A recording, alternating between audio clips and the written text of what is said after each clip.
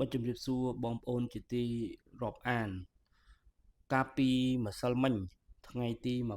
28វេលាម៉ោង1:20នាទីរសៀលបងប្អូនគឺនៅប្រទេសជិតខាងយើងដូចជាភូមាបាទភូមាបាទនេះគឺជារូបភាពនៅឯប្រទេសកម្ពុជាបងប្អូនប្រហែលជាខេត្តសៀមរាបបងប្អូនណាបាទដែលគេបញ្ជូនរូបភាពមកហើយមានការរង្គើទឹកយ៉ាងខ្លាំងបើមានដំណឹងអកុសលមួយនៅឯអាស៊ានយើងតែម្ដងបងប្អូនគឺបានន័យថា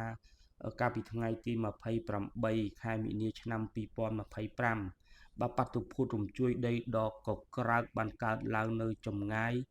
16គីឡូម៉ែត្រពីភាគពាយ័ព្យនៃទីក្រុង Yangon បានន័យថាទីក្រុងនេះនៅក្នុងប្រទេសភូមាបងប្អូនមីយ៉ាន់ម៉ាបើយោងទៅតាមប្រព័ន្ធជូនដំណឹងGTS ក៏ដូចជា USGG បាទ USGS របស់សហរដ្ឋអាមេរិកគេហៅថាភ្នាក់ងារអង្គការតាមដានភូមិសាស្ត្ររបស់សហរដ្ឋអាមេរិកនោះគឺបានឲ្យដឹងថាការរញ្ជួយដីនេះបានកើតឡើងនៅក្នុងស្រទាប់ស្នូលផែនដីជម្រៅ10គីឡូម៉ែត្រមានជម្រៅ10គីឡូម៉ែត្របងប្អូនហើយមានឥទ្ធិពលបាទមានឥទ្ធិពលស្រទាប់របស់វានឹងគឺមានឥទ្ធិពលគេថារំញោចឡើងមកដល់លើដល់សម្បកផែនដីនោះគឺ7.7 វិកទ័រដែលបង្កឲ្យមានផលប៉ះពាល់ដល់ប្រទេសជាច្រើនបងប្អូនដោយបងប្អូនបានឃើញហើយនេះគឺជាប្រទេសភូមាបាទគឺជាមណ្ឌលប្រឡងមួយនៅក្នុងវត្តមួយគឺនៅប្រទេសភូមាបាទកំពុងតែប្រឡងស្រាប់តែមានការរញ្ជួយដីតែម្ដងបាក់ស្រុតអាគារបាទដូចជាប្រទេសថៃប្រទេសបង់ក្លាដេសប្រទេសឥណ្ឌាប្រទេសវៀតណាមប្រទេសចិនក៏ដោយបងប្អូនក៏មានដែរបាទដល់ឡែកក៏ប៉ះពាល់ដែរប្រទេសកម្ពុជាយើងគឺមានការ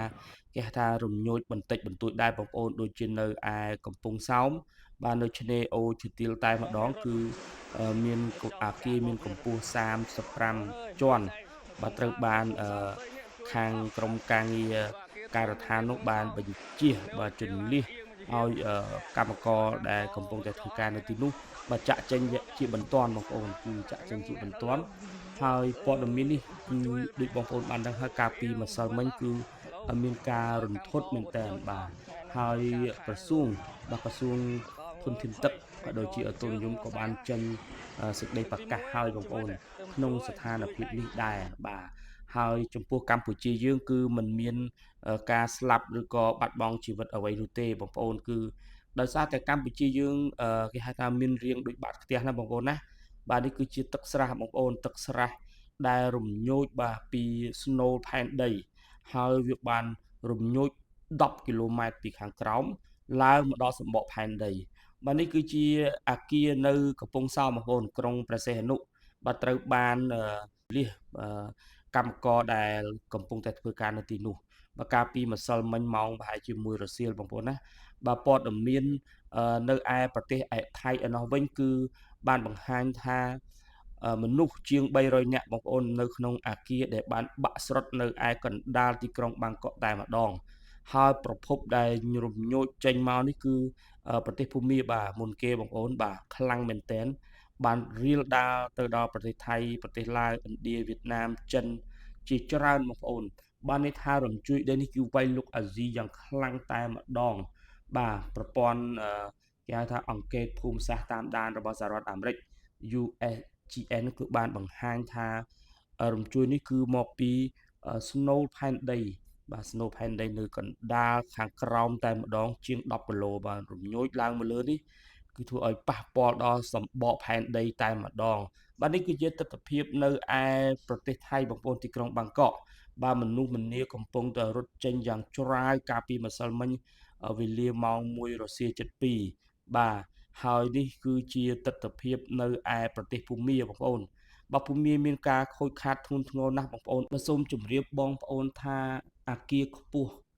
មួយកន្លែងនៅឯកណ្ដាលទីក្រុងបាងកកគេហៅថាសង់ត្រាល់30ជាន់បងប្អូនបាទមនុស្សជាង300នាក់បានបំពេញការងារនៅឯប្រទេសថៃហើយនៅម៉ោង1រសៀលនេះគឺជាម៉ោងដែលកម្មករចូលទៅធ្វើការទៀតបងប្អូនបាទគឺយើងមានការរន្ធត់ណាស់បងប្អូនដែលព័ត៌មានកាលពីម្សិលមិញបាទគ្រោះរញ្ជួយដីនេះគឺកម្មករខ្មែរបងប្អូនប្រហែលជា300នាក់នៅក្នុងនោះបាទ ហើយ87នាក់ត្រូវបានបាត់ខ្លួនរហូតមិនទាន់ឃើញទេបងប្អូនបាទនេះគឺជារូបភាពប្រទេសភូមាមានការខូចខាតយ៉ាងខ្លាំងបងប្អូន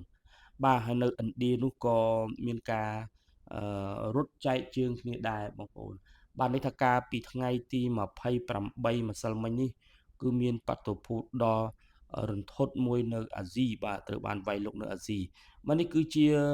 រូបភាពពីប្រទេសឥណ្ឌាបងប្អូនពីប្រទេសឥណ្ឌាដែលរត់ប្រសាចេញមកតែម្ដងហើយកម្ពុជាយើងក៏ត្រូវបានរត់ប្រសាចេញដែរនៅឯទីក្រុងកោះពេជ្របាទហើយផ្លូវ63ក៏មានការរំញោចបន្តិចដែរបាទនេះគឺជាព័ត៌មានសោកសៅណាស់បងប្អូនសម្រាប់អាស៊ីហើយសូមឲ្យបងប្អូនប្រយ័ត្នបាទថែទាំជៀសវាងដើរទៅទីតាំងដែលអគារខ្ពស់ៗយោងទៅតាមទីភ្នាក់ងារស្ទាបស្ទង់ភូមិសាស្ត្ររបស់សហរដ្ឋអាមេរិក USGS ក៏បានអះអាងថាយើងមិនអាចព្យាករណ៍ទុកមុនថា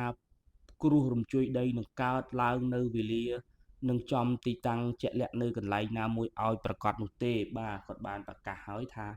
ការសិក្សារាប់រយឆ្នាំមកនេះគឺបានត្រឹមតែឲ្យក្រុមអ្នកវិទ្យាសាស្ត្រនឹងកំណត់បានទីតាំងបាទកំណត់បានទីតាំងកើតមានរញ្ជួយដីនឹងភាគរយនៃការកើត